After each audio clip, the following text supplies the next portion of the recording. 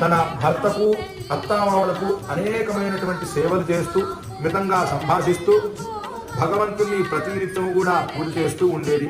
ఒకనాడు వరలక్ష్మి అమ్మవారు ఆ యొక్క చారుమతికి కలలో ప్రత్యక్షమైంది.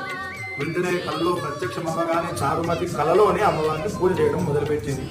సర్వమంగళ మాంగళ్యే శివే సర్వార్థ సాధికే శరణ్యే ప్రియంబకే దేవి నారాయణ నమోస్తుతే అని అనేక విధములుగా కళలోనే అమ్మవారిని కీర్తిస్తుంది ఆ యొక్క చారుమతి.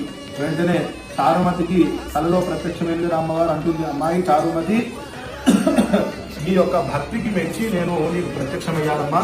శ్రావణ శుక్రవారం పౌర్ణమికి ముందు వచ్చేటువంటి శుక్రవారం నాడు నువ్వు నన్ను ఆరాధించు, నువ్వు నన్ను పూజించు, అర్చించు, నీకు కోరిన కోరికలన్నీ కూడా ఇస్తాను, నీ సమస్తమైనటువంటి అన్ని కూడా నీకు ప్రసాదిస్తాను.